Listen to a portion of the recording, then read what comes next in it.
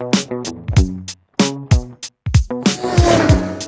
right, we are welcoming you to a very special edition of Ask Rod. We are here at the Fantasy Factory, the world famous Fantasy Factory.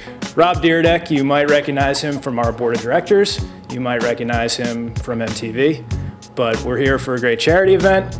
We thought we'd do a little Ask Rod, Ask Rob collaboration. I have to be honest to the people of America. I stole this idea from you. Go ahead. You got the Ask Rob show with DC. Okay. We brought it to AOL. Now we're joining forces. Hey, listen to me.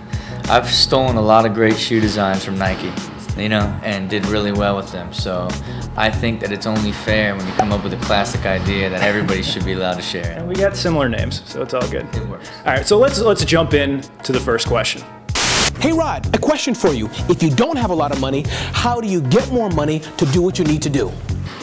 Guys looking for money, obviously. I would say lie, cheat, or steal. Okay. What do you go with? Well, I'd say first, not your family, not your friends. But That's where most people go. I think most people think about money first before they put a plan together. And I think if you want to get a loan from your mom, get it for about $1,200 and go sit down with someone that can write you a thorough business plan that you can show them their ROI to the penny and that you know what you're doing, and if this investment goes right, it's going to be a success for them as well as you. And then you could find anybody that you think's got a little bit of dough and you got a real document to prove your passion and idea for them to invest in. And you're a big planner. A lot of people might be surprised by that. Mm-hmm. Well, you know what I'm saying? I had to learn the hard way. I'm sharing it with you to let the world know that all I did was like get money, get loans, go for it, go hard, just push in, push out, like everything, and they all failed. All of them, because I didn't have a plan, so I learned that. Here we are in the beautiful Fantasy Factory. This is the result of There you go. Hey Rod, I'm really looking for good quality salespeople, top notch. Where do I find them? I think when it comes to sales, you got to have hustle. I know you got it. What do you look for when you got people trying to represent your multitude of brands?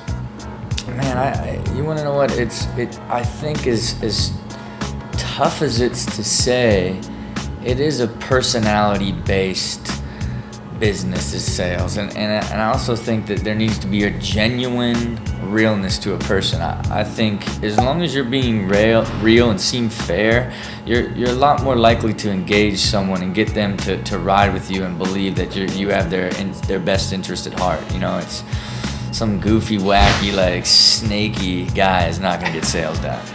Hey Rob, what's your favorite thing to do in the Fantasy Factory? You got a lot of toys. You're like a big cat. I say this is like a Chuck E. Cheese for grown-ups. This is a grown man's Chuck E. Cheese. What is my favorite thing to do in here? I mean, the thing that never gets old for me, which I thought would get old real quick, is having your own foam pit. And, because it's just the reality of like, just to make it funner, I put a diving board on it.